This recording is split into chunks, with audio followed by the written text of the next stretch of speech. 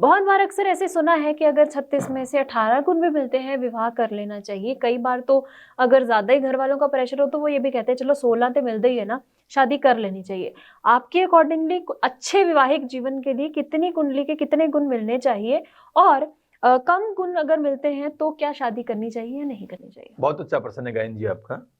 देखिए, गुण मिलान का जो स्कोर है वो 36 माना गया है। गुण मिलान का जो स्कोर है यानी वो अंक 36 माना गया है। उसमें मैंने आपको बताया है कि वर्ण, वस्य, तारा, गण, बखुट, नाड़ी, यह आदि 8 मिलाकर के इससे 1 से 1 अंक प्राप्त होता है, 2 से 2 प्राप्त होता है, 3 से 3, 4 से 4, 5 से 5, 6 से 6, 7 से 7, 8 से 8, ये सब मिलकर के 36 अंक बनते हैं, यानी 36 का योग होता है।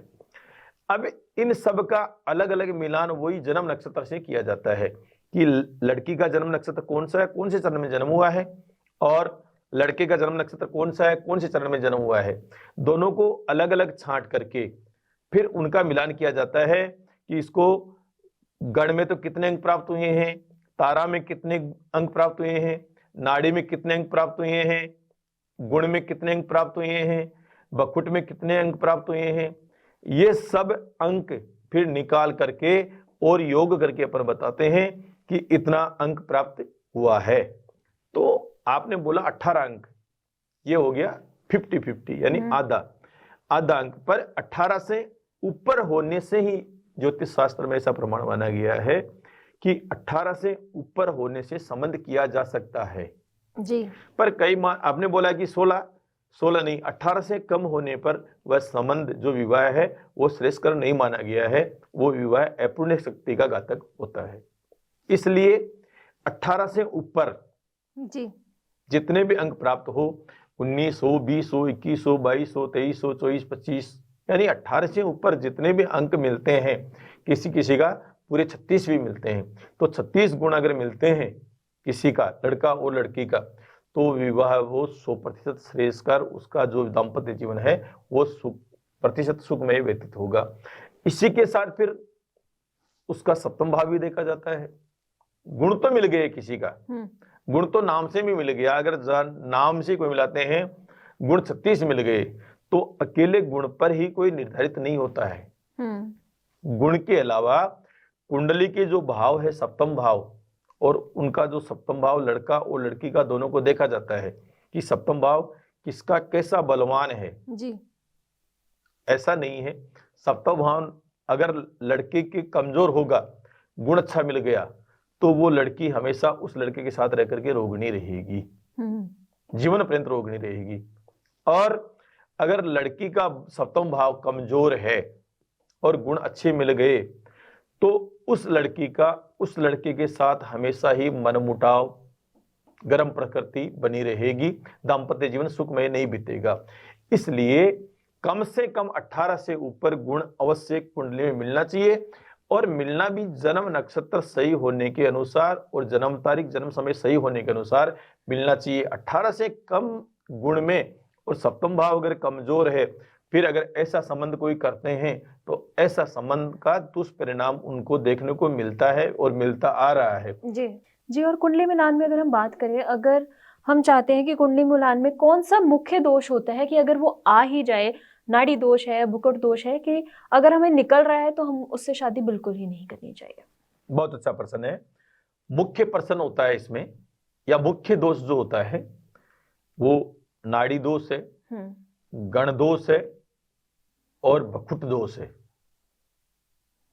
बखुट दोष 8वां दोष है, तो दाम्पत्य जीवन सुखमय के लिए बखुट दोष को देखा जाता है कि उसमें से कितने अंक प्राप्त हुए हैं।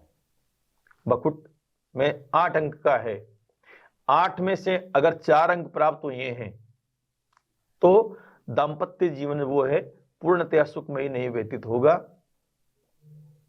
और 4 से अगर ज्यादा बखुट दोष के अंक प्राप्त होते हैं तो दाम्पत्य जीवन, जैसा अपन गणित के अनुसार परसेंटेज निकालते हैं, उसी के अनुसार परसेंटेज निकाल लिए आप कि चलो 8 में से 7 मिल गए तो 95% वो विवाह है जो सुखमय व्यतीत होगा।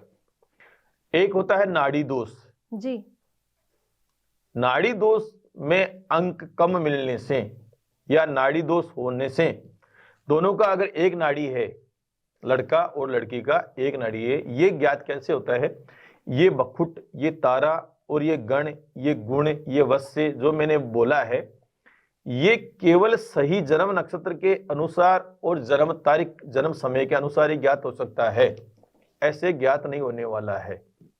नाड़ी दोष किसी को जानना है, नाड़ी दोष मुख्य माना गया है।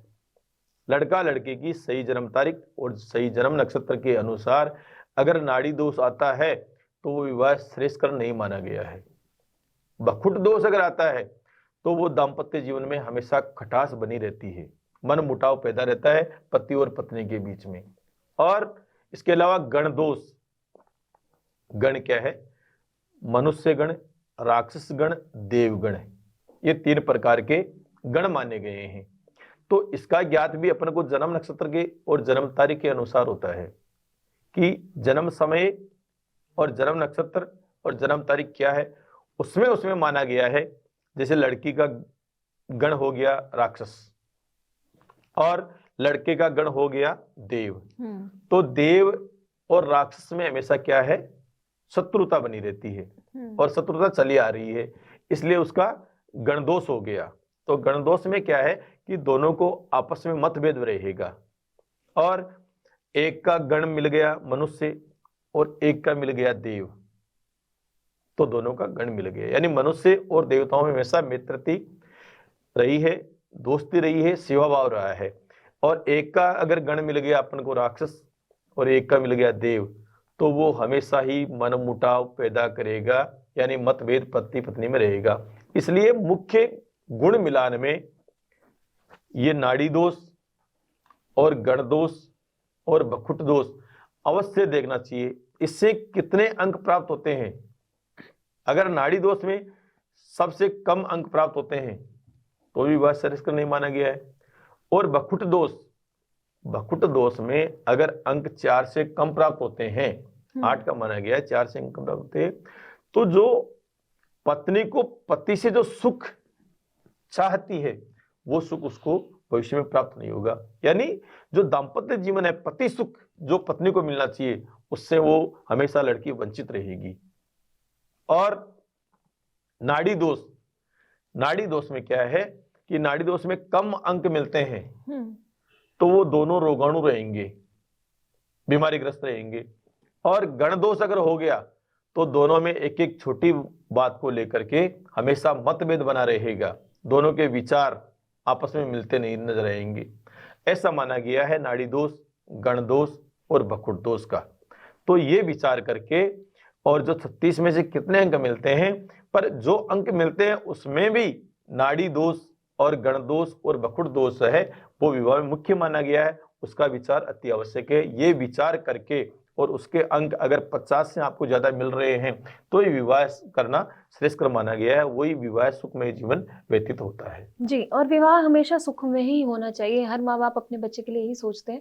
कई बार क्या होता है कि उम्र के ऐसे पड़ाव पे आ जाते हैं तो इंसान खुद निराश हो जाता है कि उम्र बढ़ती जा रही है, कोई अच्छा सूटेबल मैच नहीं मिल रहा है, तो वो जल्दबाजी में निर्णय ले लेते हैं। तो विवाह एक ऐसा निर्णय है, मुझे लगता है कि बहुत सोच समझ करके लेना चाहिए। उम्र का उसमें ताल्लुक नहीं होना चाहिए कि हमारी उम्र बढ़ रही है तो किसी से भी शादी कर ले, हमारी कंडीशन फुलफिल होती है कि नहीं होती। तो ये जरूर सोच कर लें। बहुत बहुत शुक्रिया गुरुश्याम जी, समय हमें और इजाजत नहीं देता, बट बिल्कुल अच्छा लगता है जब आप डिटेल में हर चीज की जानकारी दर्शकों को देते हैं, ताकि जो यूथ भी हमें सुन रहे हैं, जो हर उम्र के लोग हमें इस कार्यक्रम के जरिए सुनते हैं, उनका ज्योतिष के प्रति जो विचार होता है और ज्योतिष के प्रति जो चीजें का सोल्यूशन होना चाहिए, निवारण होना चाहिए और जानकारी होनी चाहिए, वो बहुत इंपॉर्टेंट रहती है। आज के कार्यक्रम में इतना ही। जल्दी फिर से कार्यक्रम लेके हाजिर होंगे एक नए विषय के साथ, जिसमें बहुत सारी जानकारी आपको देंगे। कुंडली की पूरी जांच करवाने के लिए आप अपॉइंटमेंट बुक करवा सकते हैं, स्क्रीन पर नंबर फ्लैश हो रहा है। जल्दी फिर से मुलाकात होगी। नमस्कार।